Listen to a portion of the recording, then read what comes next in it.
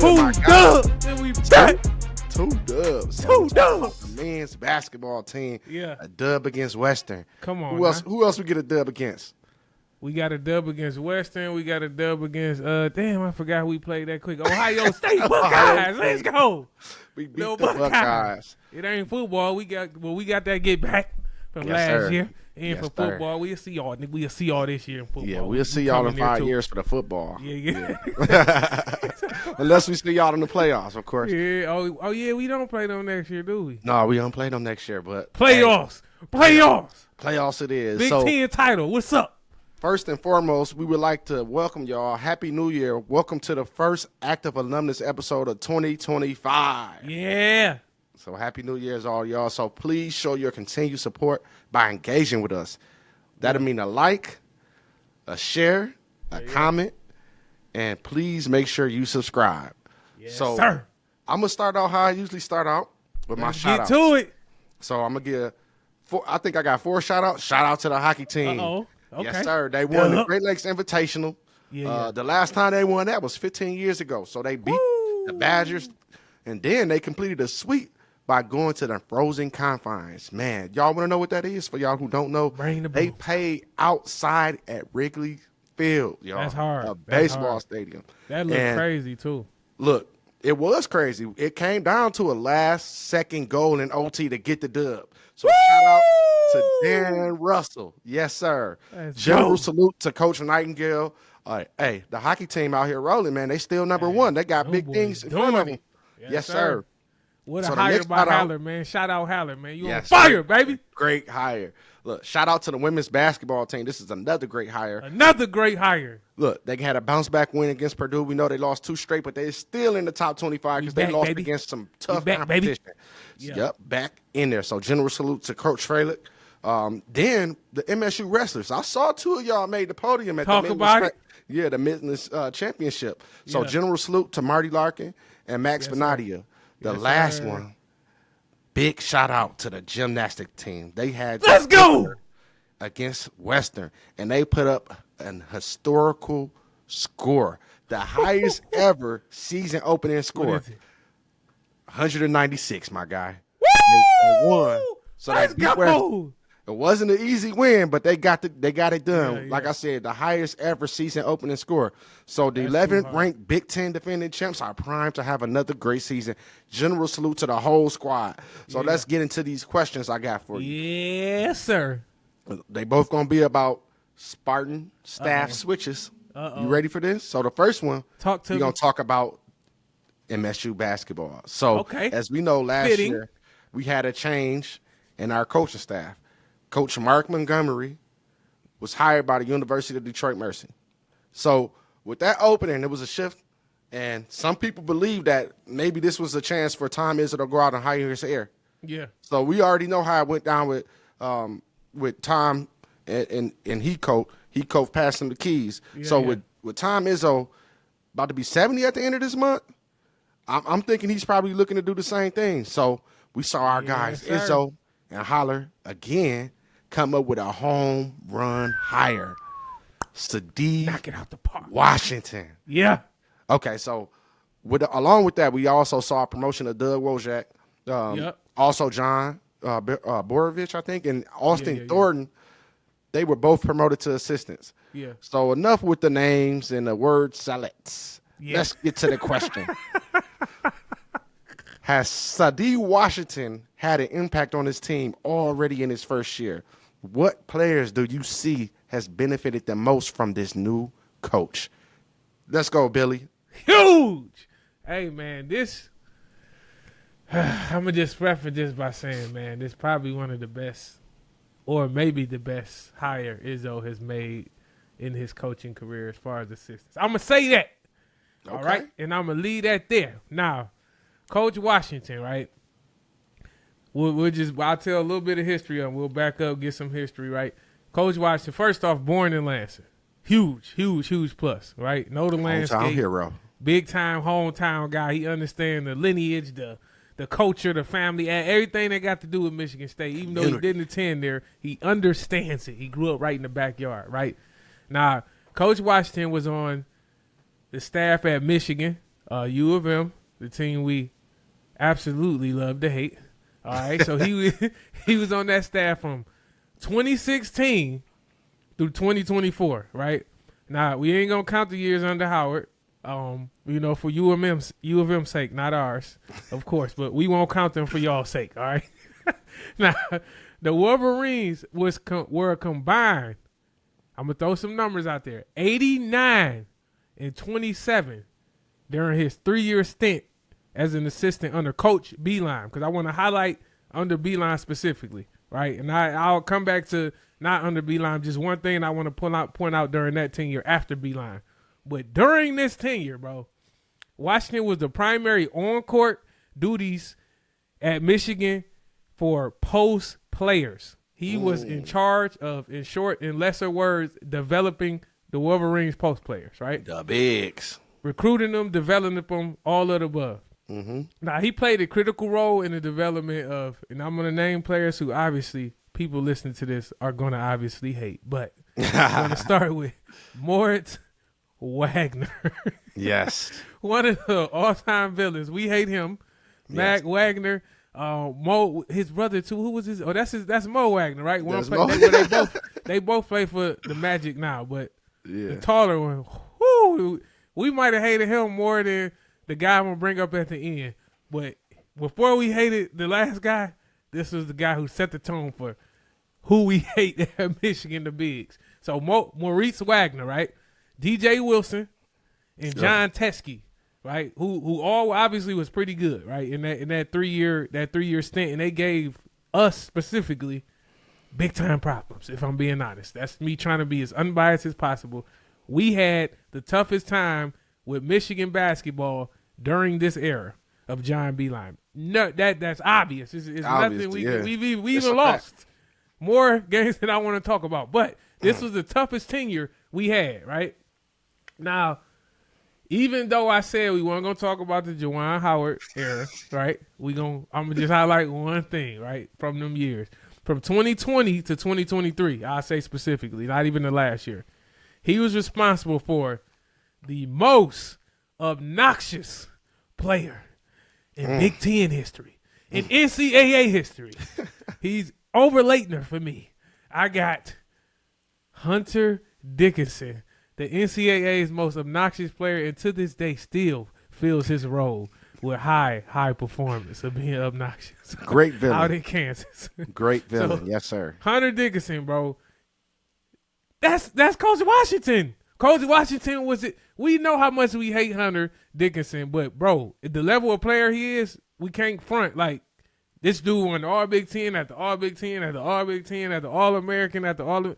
Bro, the guy was crazy. So and damn, balling in Kansas now. Balling in Kansas, bro, doing the same thing. Now, I'm saying all that to say this, right? If you watch MSU bigs last year, if you watched our bigs last year versus this year, you would not believe what you're seeing, bro. It's literally night and day. Last year versus this year. This year, this day versus tomorrow. Night versus morning. Afternoon versus. It is not the same at all, bro. You wouldn't believe it if you watched last year and watched this year, bro. So, Kohler, I'll go down the list. Okay. Double machine. Turn to a double machine. A post-matchup nightmare for anyone on the block. Everybody knows you're not guarding him one-on-one. Send a double. Send help. That's what Kohler.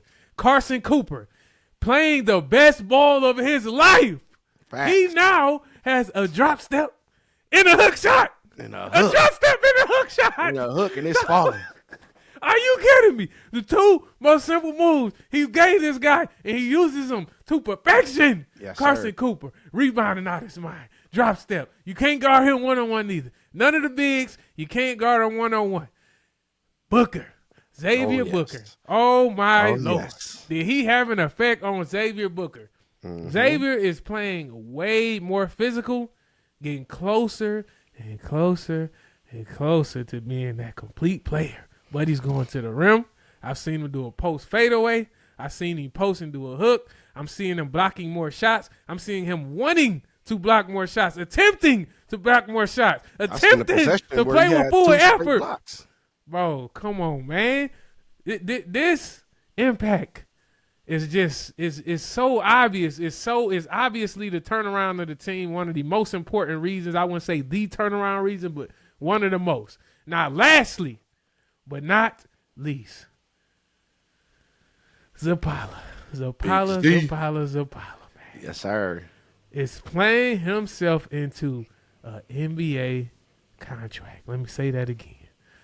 Zamon Zapala is playing himself into a role player. The guy is 7 foot. Let's not forget 7'1". Legit 7-footer. Legit, good feet, post, physical, rebounding, blocking shot. Why wouldn't he's working his way into an NBA contract, bro.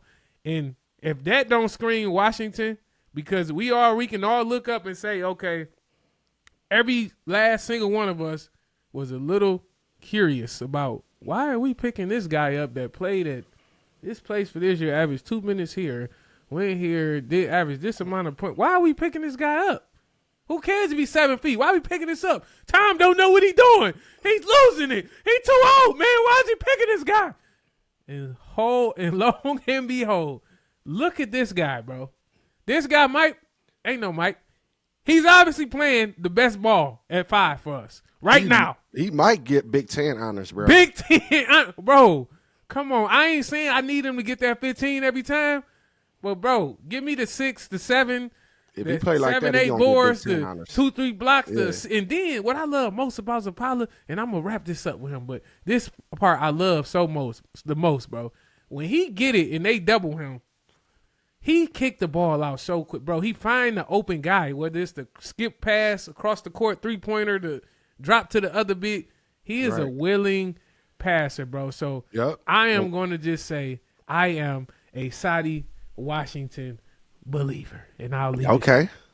You gonna leave it there? Leave it there, man. You know what's crazy? I'm gonna have to say basically the same names that you said. Yeah, we both know, like you stated, when Washington was at U of M, the school down the road, his role was to coach the big man, and he did a very, very good job coaching two of their bigs into first-round draft picks, two of the guys you talked about.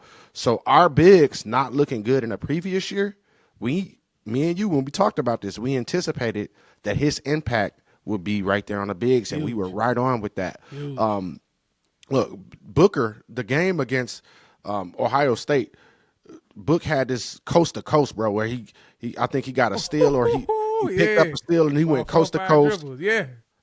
The first one off the bench when that happened was Coach Washington, bro. Coach Washington. At the height of a 5-2 run, this guy, Book, recovers the steal to get to store and get to the line. He stopped a 15-2 run, shut the home crowd down, y'all. Yeah. And Coach Washington like yeah, first one off go. The bench, y'all. So look, then Book came back a few possessions later and Fierce fed him a 2-hand dunk against the tough Ohio.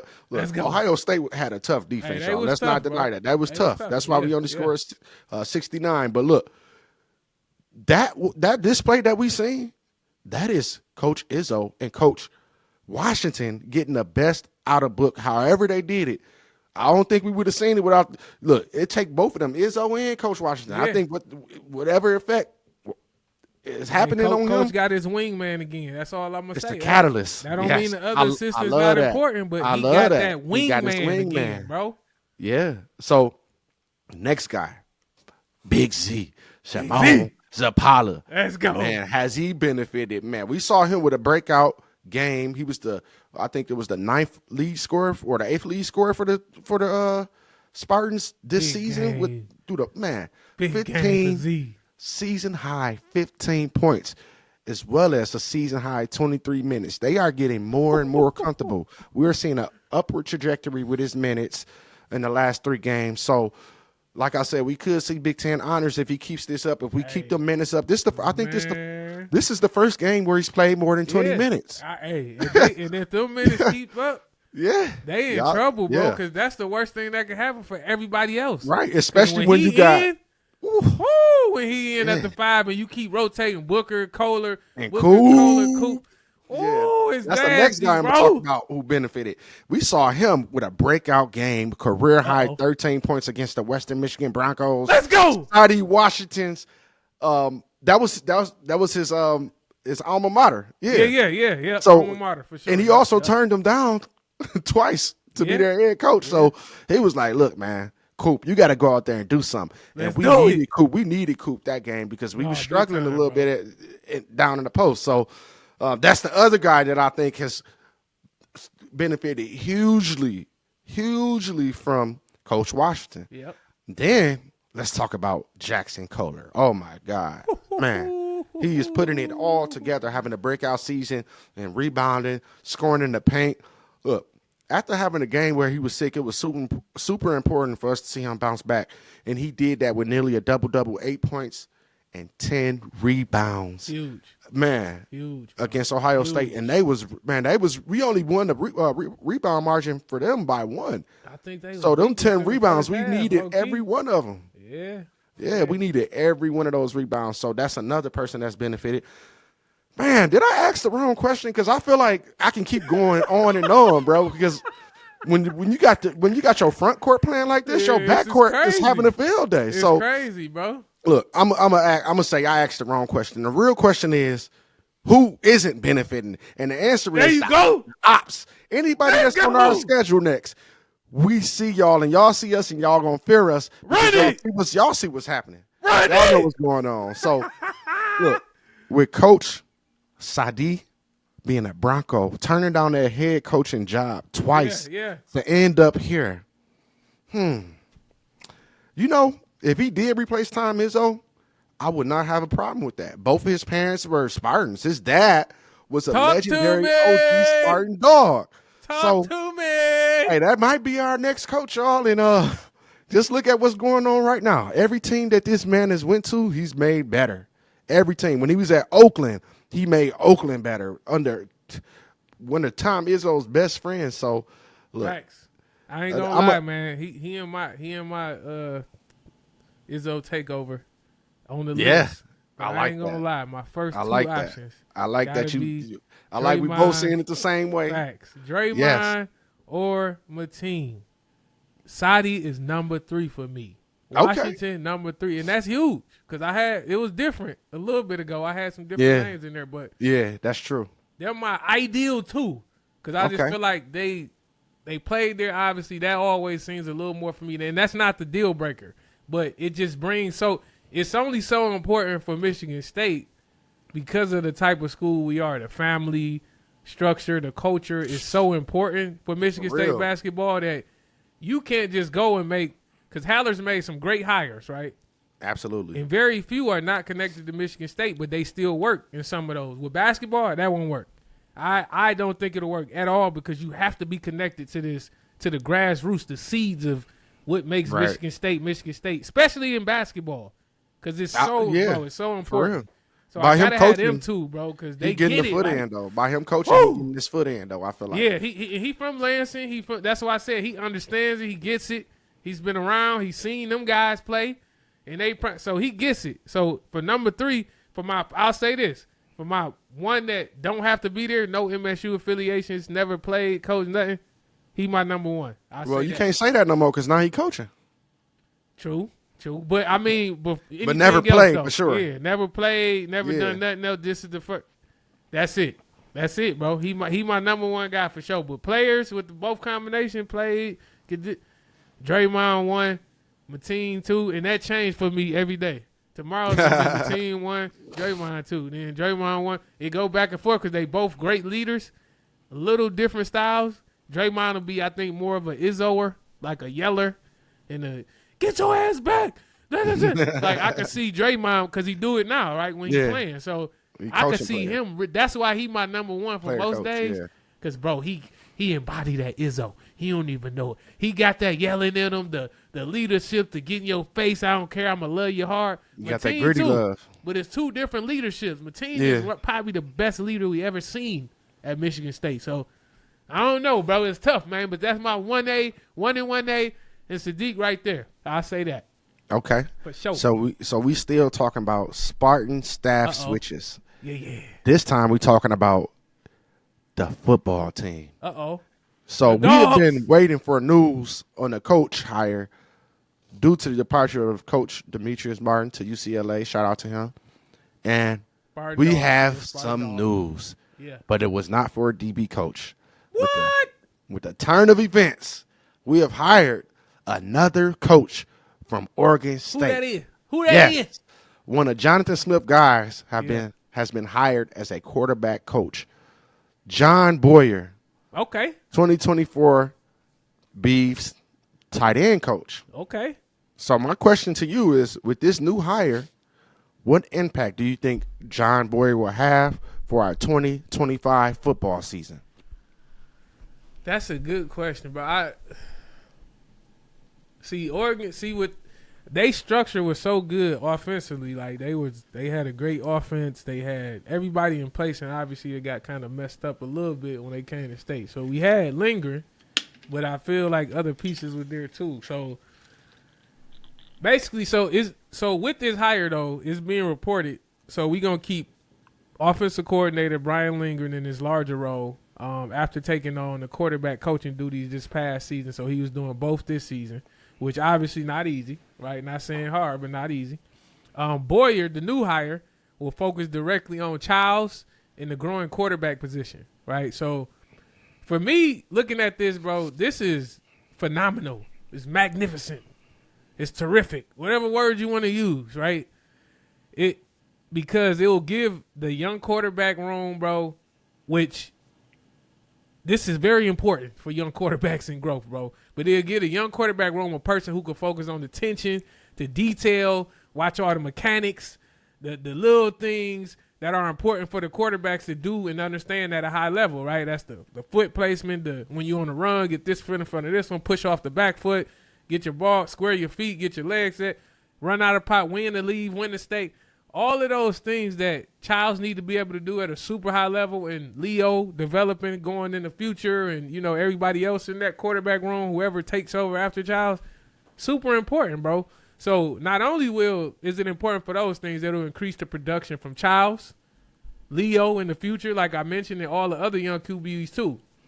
But it also, most importantly, this is the part I'm excited about. It will allow Lindgren to focus 100% on the offense in the play calling and have another creative offensive mind in that building to work directly with. Because like me and you was talking about, and you pointed out, it's probably a little more to Boyer. And when I say that, like every team has, okay, you got this offensive mind at OC, and then you got this guy who's maybe don't have a title, or he's a young guy and he got all these like play ideas, or the quarterbacks, the younger players connect with him more. It could just be a feel, a chemistry. I would rather talk to him more because he's younger, or I was the one that was actually giving them some of them crazy plays and pointing it. You feel me? Because we obviously didn't have the pieces in place. So I'll start there. We didn't have the pieces for that offense that they was running at Oregon State. We didn't have those pieces in place. The little fast, crazy, super fast slot receiver, even though Isaiah to me was super elite, they want a speedster, somebody who just take the top off of the shit. 4-2, 4-3, 4-4, take the top off, right? Which I'm going to get to that. And this the part that's going to get me a little excited. And I'm going to wrap it up after this. But this the part.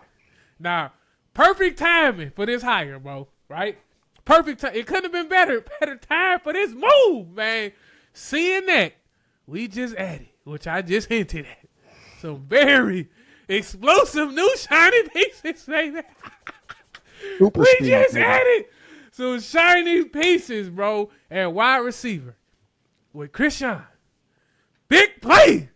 McCray. Taking the top off, baby. Yes, and Omari Kelly, another speedster. Speedster. Bro, we also got this will make it crazy. This is why this makes me so excited. This portal class. And we ain't even done yet. But this portal class, and don't forget the O-line. We got some 3-4 O-linemen. We probably gonna get some more, 1 or 2 more, 3 more. So, yeah, we filling the O-line because we got the receivers, but how you going to protect? How you going to give us some time? We got the linemen coming through. Woo! So, we got some big play receivers, right? McCray, take the top off. Kelly, take the top off. Don't forget, we got 2 great receivers coming in that will play early. I'm talking some true freshmen, baby. Yes, sir. Collier and Charles Taplin. Woo! Talking about speedsters. Bro, you talking about take the top off. Hey, I really believe from day one, they both going to play early. They both will play early. I feel like one is a little bit physically behind. Chaplin, he a little smaller. He's still going to play. But I tell you what, they both will play. Well, I tell you right now, on this day, that Collier will play day one. Very polished. Yeah, very polished. That special. He is that special. Take the top off. Get in and out the route. He is polished coming from high school, baby. Hey, we got 2 route running machines. We got 2 special receivers. Fast forward to year 2. Collier. Charles the Collier. Charles the Marsh. Charles the Taplin. Hey, it's going to be funny. It's going to be special. And it's going to be fun to watch in East Lansing again. Nah, plenty of weapons for him. Plenty weapons, bro. Nah, yeah. I don't want it to stop there. This is my last part I'm going to highlight. Okay, can't stop there. It's just getting good. And it's the part that puts the icing on the cake, the cherry to the sundae right here, baby. Let's go. On top of all of this, you have the joystick, the home run machine. 0. The hometown kid. And hometown is spelled with 2 zeros, not 2 O's. And 4-3 to 4-4 to your backfield. While you already having a phenom like Marsh out there, baby. Another 2 freshman phenom coming right from the backyard. James Clarizio. Let's go. A day 1 starter. Another day 1 starter. Put him in right now. Talking about speed. Ooh. Oh, they got me hyped. Let me chill out and let you get in there, man. All right. They got me too excited. Boy, I'm going to try to make it quick. Play machine in 25, baby. Come on. I'm going to try to make it quick. Talk to me, General. Come on, baby. Boyer, he was a quality control analyst coach under Lindgren. Yeah. He was the mentor for DJU. Yeah. This means that he already understands the system, but he is also coming to play a role that he's already played, but with a better title. Bingo. To me, that means that he's probably more motivated. Better resources. My prediction is he will understand the assignment and make an impact on the quarterback play and development immediately, right now. So that's 1 of 4 points. The second point is he previously spent a year as a tight end coach, so maybe that'll give a boost to our tight end room. Think about that, my boy. More specifically, another familiar face that from Corvallis that he might know, Jack Vellum. All right, so the guy that we was excited about, and we was hearing that he had all these touchdowns, he led the country in touchdowns. We might see that Jack again. It could be that Boyer was the missing part of that success. Point number 3. He has a good rapport with Lindgren and Smith already. He was brought on by these guys earlier as a lower coach, but now he's at a higher role. But can you imagine that before that, this guy was an offensive coordinator for multiple years. So he knows his stuff, and he's a great asset to add, especially since he was a former quarterback. So we got 3 quarterbacks at the helm talking about this offense. Talk to me. I think it's safe to say that we will no longer see a short leash for AC. They will have a lot more trust in him. Take the leash off. Point number 4. Okay. You made a good point. You said this too. He is reducing Lindgren's role as a quarterback coach, giving him more focus just on being an offensive coordinator. There you go. This is huge because now we are seeing a clear-cut effort to give more attention to detail, especially to our starting quarterback, Aiden Childs. We're not just assuming that he's going to be a mentor for Aiden Childs. They have said that John Boyer was hired to mentor our starting quarterback, Aiden Childs. They are saying this, and I think it's a beautiful thing, man, because they already have a previous relationship from Corvallis. Yeah. So my hope is that all these 4 points, all 4 of them, come into fruition, and we see a bowl game at the conclusion of the season. It only takes 6 wins. So for me, winning 6 games next season is on schedule for our development. But I'm hoping that we get ahead of schedule, y'all. I'm hoping that we get ahead of schedule. Because, y'all see me in Spartan Stadium for Senior Day. I'm willing to go out there in the cold again, especially if it's the playoff game. Let's do it. That's my hopes that he push us past our projected schedule to more than 6 wins, maybe 10 wins and another playoff appearance. So I'm going to wrap it up by saying this. We appreciate the support. We appreciate the love. Yeah. Please keep coming with it. The comments, we love them. The likes, we love them. The shares, we love them. But we really need y'all to subscribe on YouTube. Get our subscribers up, y'all. That's all I'm gonna say. I'm gonna leave it at that. I'm gonna give a general salute to y'all. Happy New Year's again. Billy, how you gonna close it out? Yes, sir, man. Active Alumnus Media, home to the best duo since peanut butter and jelly. Hey, this episode got me hyped. I don't lie. I don't even want to close it, baby. Hey, this is where you come to get that alumni perspective. If you enjoy our show like the general just told you to do, like, share, follow us on all social media platforms, and please don't forget to subscribe like he just told you, man. He just told you on the YouTube channel. Active Alumnus Media. If you don't do nothing else, make sure you leave